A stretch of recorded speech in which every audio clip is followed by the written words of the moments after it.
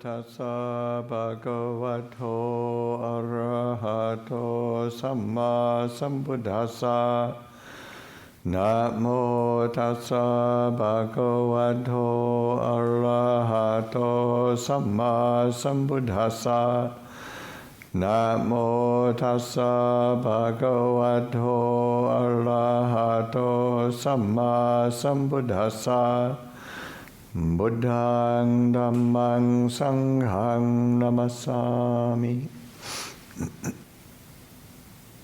Okay, so we're moving toward the later part of our winter retreat period. Still maybe not quite 3 weeks left, something like that. So just to and we've been using the theme of the protective meditations, but I thought also it's good to reflect on, you know, why are we doing these protective meditations? And they're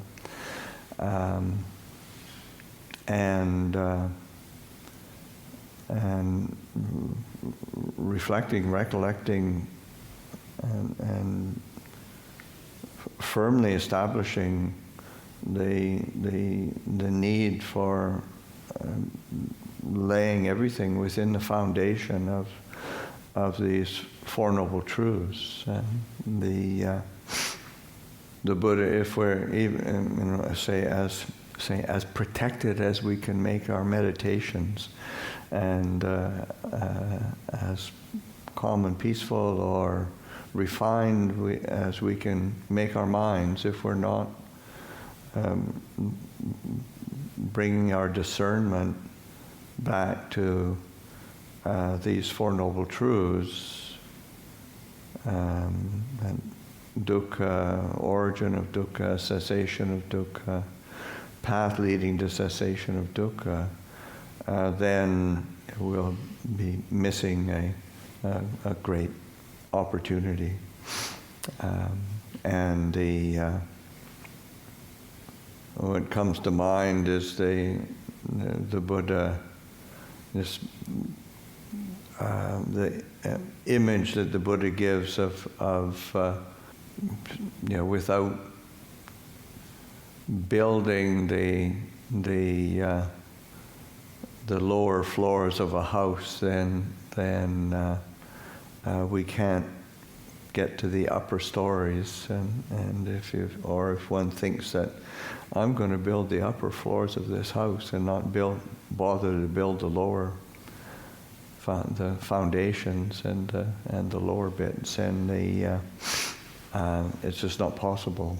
So then the Buddha is saying, and similarly, if we want to realize, say, true peace, true release, we have to have these four foundations, or four bases of the Four Noble Truths laid very firmly. So it would be this sense of returning to contemplate, reflect on the nature of our... And this is an experiential teaching, this for the Four Noble Truths. It's not theoretical or conceptual. And that's what makes it so important, is that it's really addressing the what is our experience within this human existence, and to reflect on that aspect of dukkha, of that which is unsatisfactory, that is the experience of dis-ease, of discontent, of stress, and it's something that we all experience in larger or smaller manifestations, and to not and not picking whatever discontent or dis-ease or stress that we are experiencing, not picking it up in a personal way. Because so often that's the case, when we experience some kind of difficulty, or we some kind of frustration, or some kind of discord, and it becomes very personal. Either my problem or their problem. It's not just, oh, this is dukkha. It's sort of there I go again, or why did they do that to me? We go into the story element of it, and it becomes very, very personal. And of course that that means we are picking up dukkha, and of course we get our minds are very quick, so we've got we've already got it reasoned out or plotted out, or we've got a narrative to it of why it shouldn't be that way or why it should be that way, but it's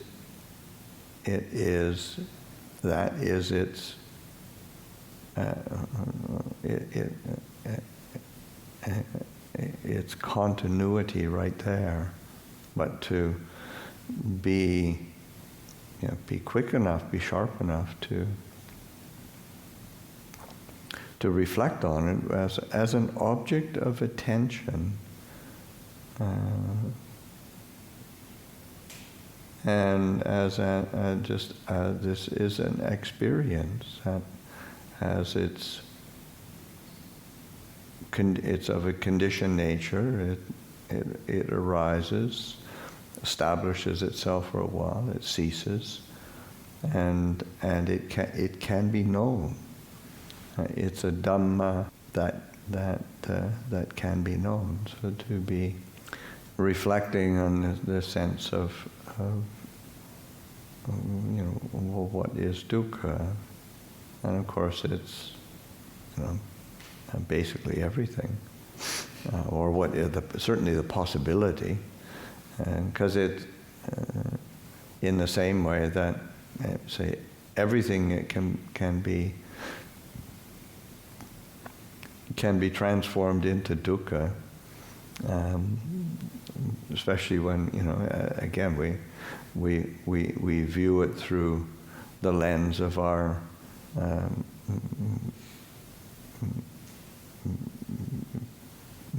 either taking it as a personal identity, or this is it should be this way, it shouldn't be that, it shouldn't be this way. I like it, I don't like it. It turns into dukkha. And so it's whether it's, say, an object of the senses, sight, sound, smell, taste, touch, a mental object, whether it's an aspect of experience, form, feeling, perception, mental formation, consciousness, and we're whether internal, external, near or far, coarse or refined, we can make it into dukkha, and we do usually, but that's why it's so important to be reflecting on these noble truths and recognizing that there is this experience, and it does have an origin, it has a cause. There is a cessation, and there is a path leading to cessation. And in the same way that when things are seen in their true light, seen clearly, then it's just what it is. It's just a sight or a sound or a smell or a taste or a touch, a mental object, or it just is these five khandhas. So this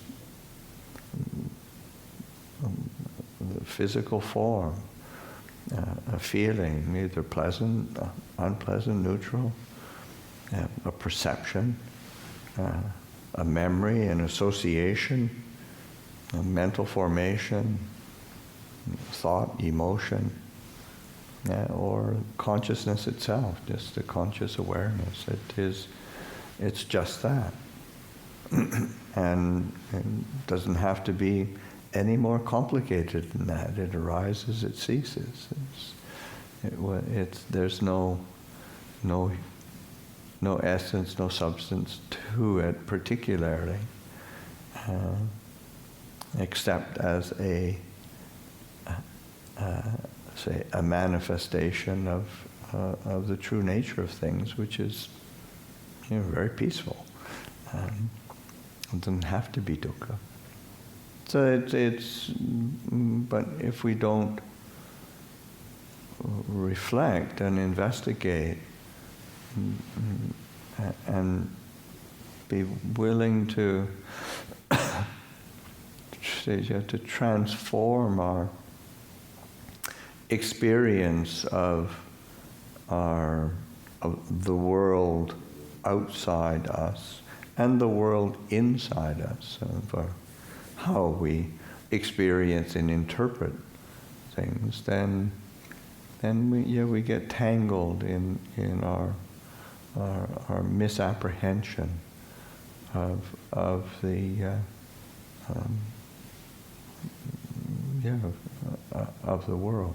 So that the Buddha is really it's just so clear when he said, well, what is the cause? What is the cause of dukkha? And it's just pointing to, say, tanha, to say desire that has. Tanha is always. It's desire, but it's desire that's always has a function of delusion behind it. That the desire for gratification, that sense of sensual gratification, seeking pleasure, seeking excitement, seeking distraction, and which doesn't mean one can't enjoy something, but it gets tainted with what I need to be. I need to be happy. I need to be satisfied. I need to get what I want. If I don't get it, oh, woe is me. and it sounds silly, but that's actually how we feel. If I don't get this, it's just. The world is going to end. Oh dear, and it's not sort of. It's oh no, that's how desire feels.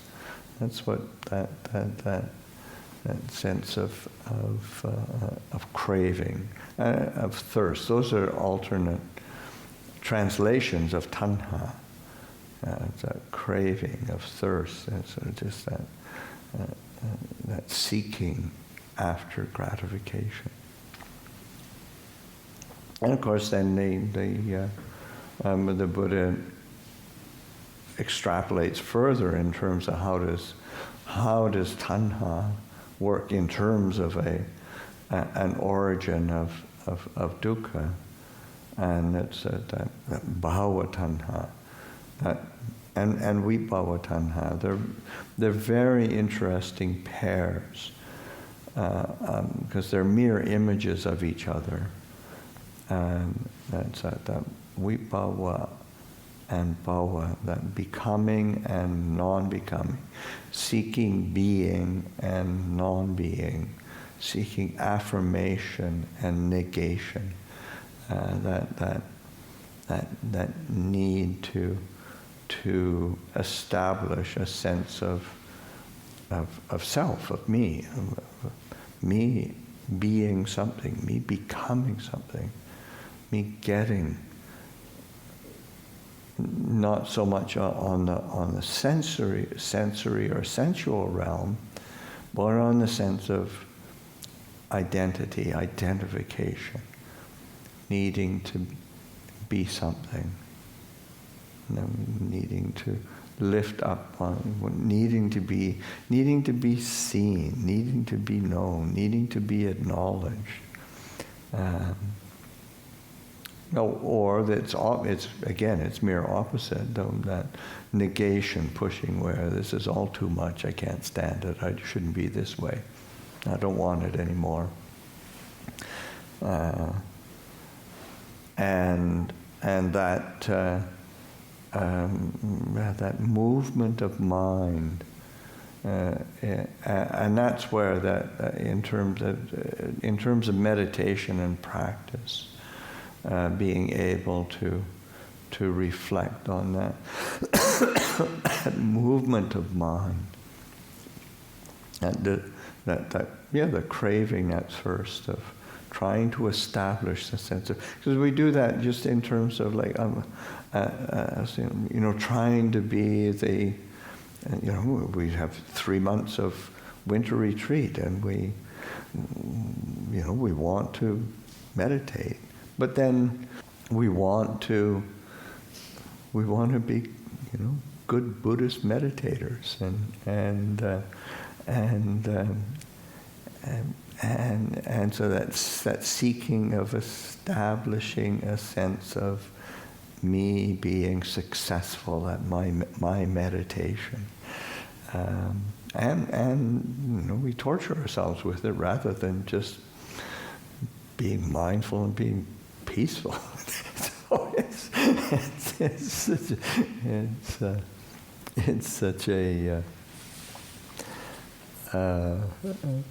it's so tiring.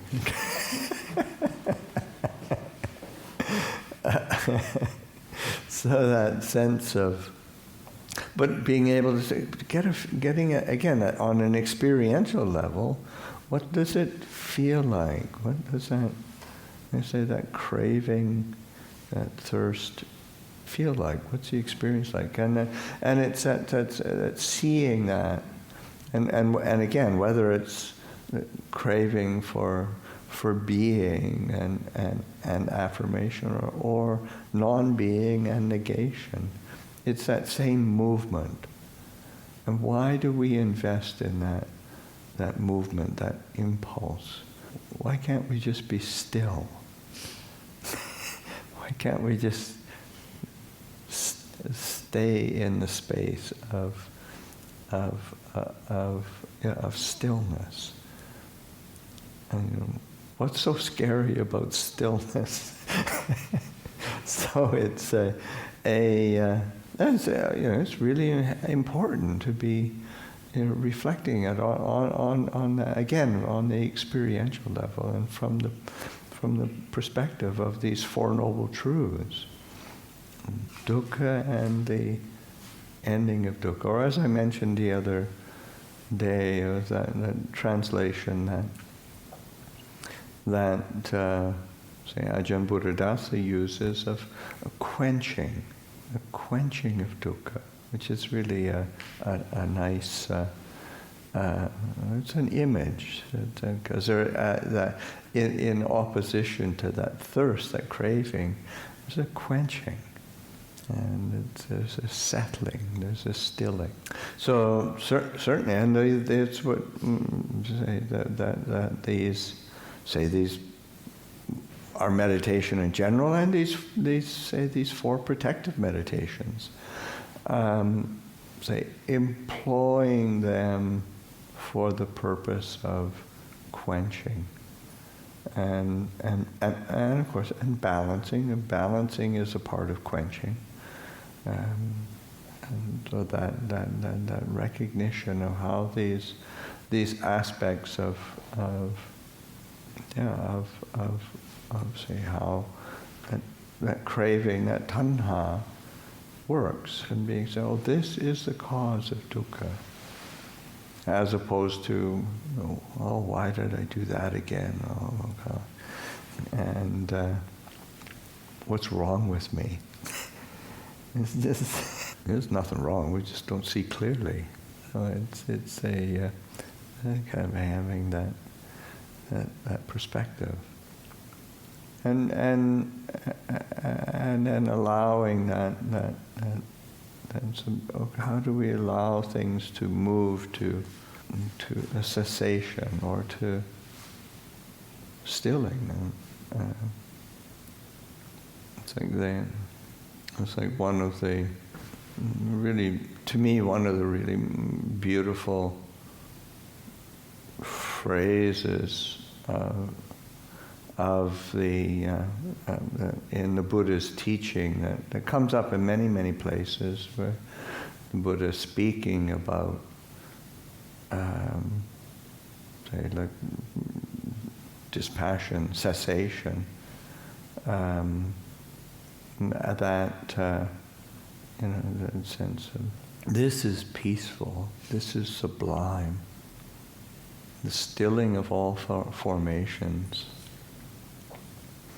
the relinquishment of the bases of being, the ending of tanha, of desire, and dispassion, cessation, nibbana. And that this is peaceful, this is sublime. That sabba sankhara sammato, and that stilling of the sankharas, the grinding that goes on in our mind all the time, just cranking it out. I need this, I should want that, I don't want that, it should be this way. Allowing that to settle, to still. So it's a cessation. And that's what the Buddha points to, and that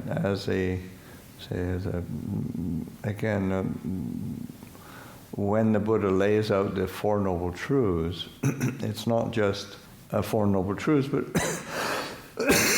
excuse me.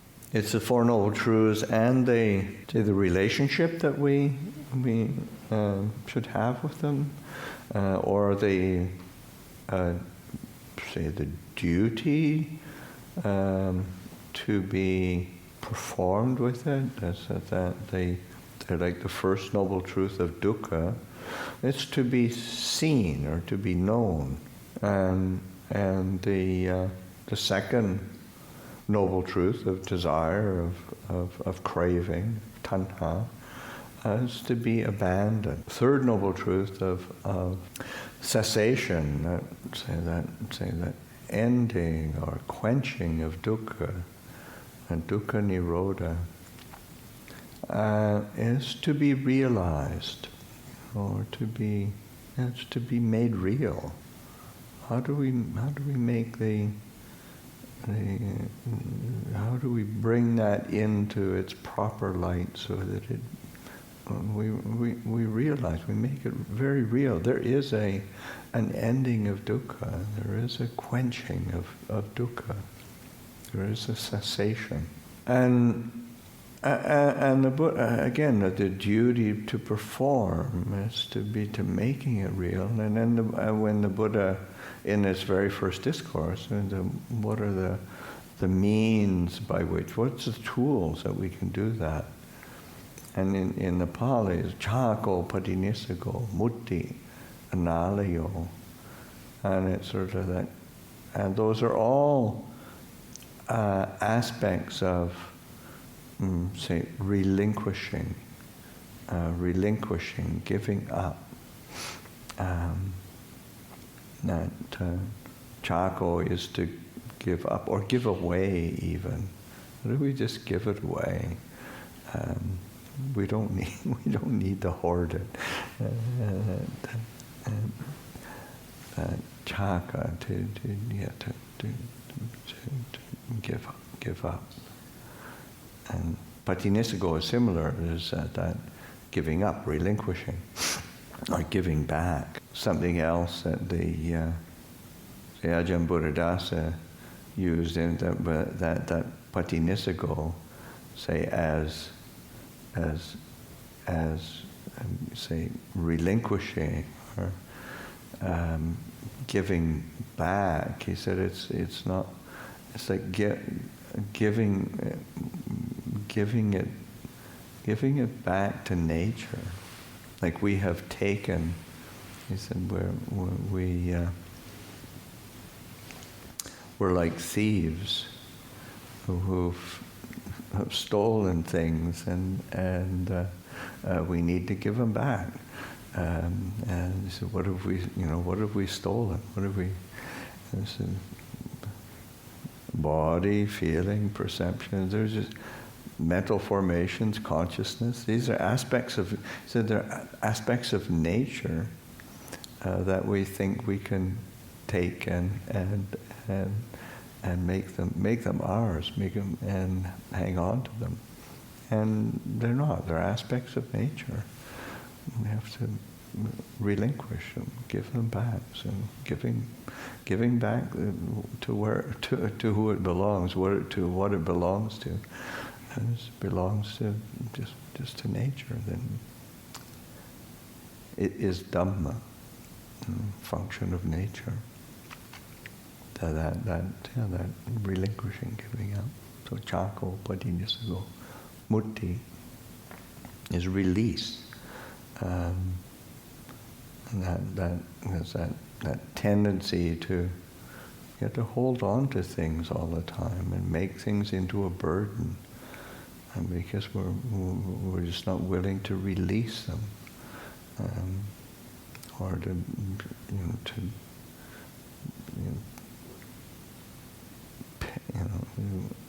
we're constantly picking things up. It's like the Ajahn Chah, that image that Ajahn Chah gives of the there's these big stones that they like boundary markers. They're very large, from Cambodian old Khmer style, that are close to his Uposatha hall. And I said, oh, those big stones, are they heavy? And of course the person that he asked, oh yeah, those are big, they're really heavy. And Ajahn said,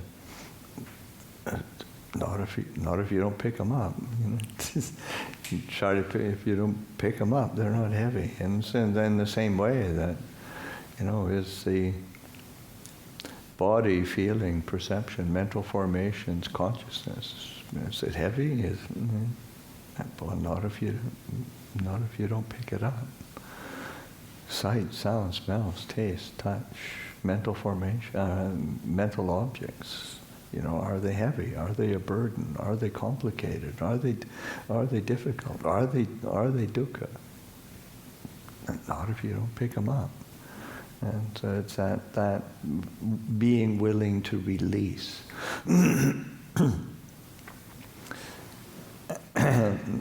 not hold on to, not cling to.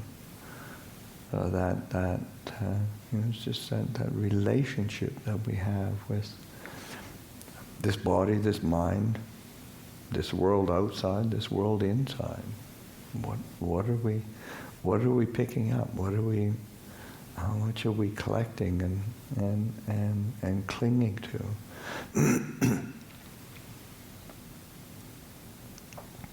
Analayo is a sort of, it's, I can't remember how it's translated in our chanting, it has the it's a non-attachment. Similarly, it's not, and part of it is like the not non-sticking. Because the mind of delusion and avidya, of ignorance, it's sticky, and that they're just not sticky, not clingy, not getting entangled, and the being with. So and that when is a function of seeing clearly, and of course seeing clearly is that's a function of the Noble Eightfold Path.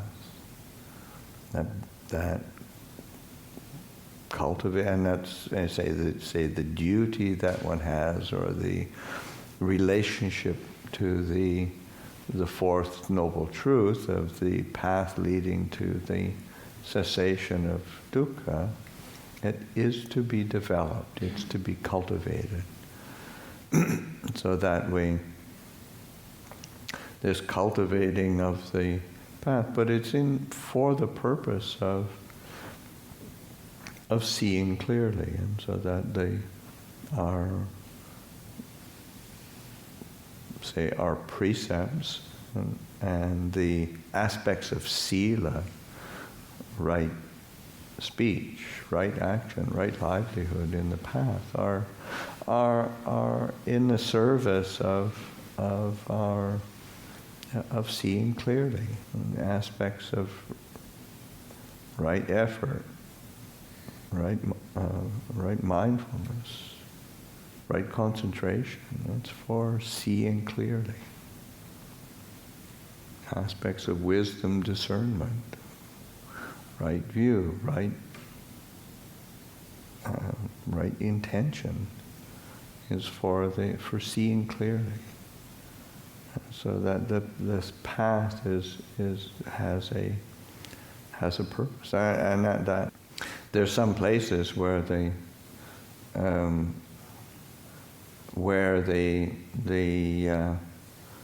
say the Eightfold Path is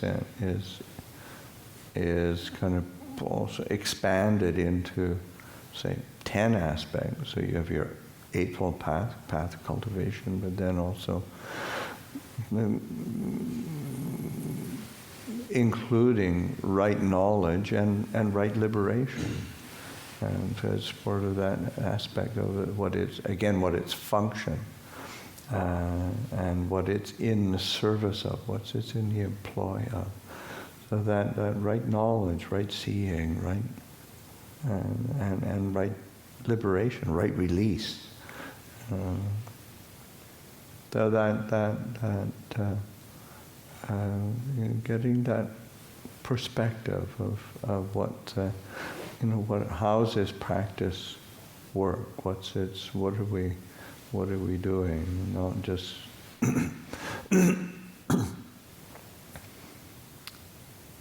bringing it back onto to that experiential level of okay, what does it feel like? Is there dukkha, or is there a cessation of dukkha? And which is more interesting? Which is more desirable?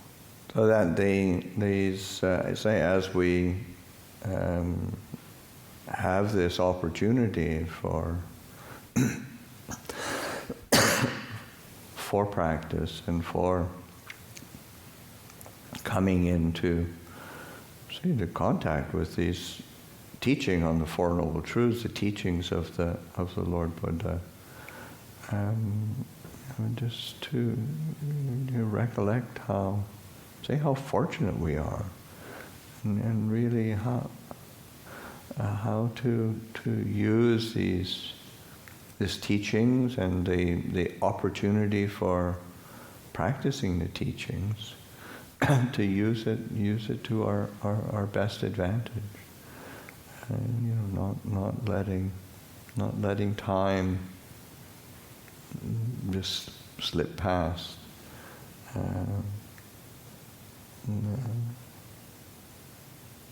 Again, thinking of the image that the Buddha uses of he gives that image of the blind turtle that comes up, pokes his head up sort of once every 100 years, and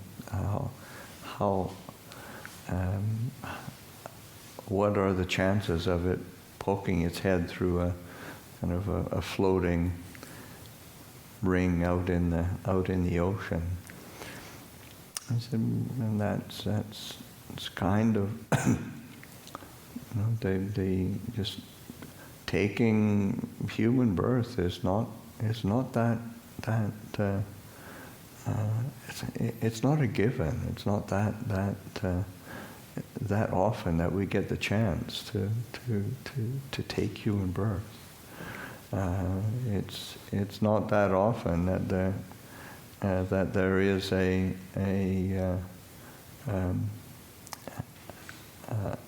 Buddha's teaching that we have access to, able to hear, able to practice it. And so that too is, when we reflect on it just isn't, we're incredibly fortunate. We're turtles who have actually poked our heads up finally and managed to hit the jackpot, is to use the opportunity well, use the opportunity skillfully. So offer that for reflection. See.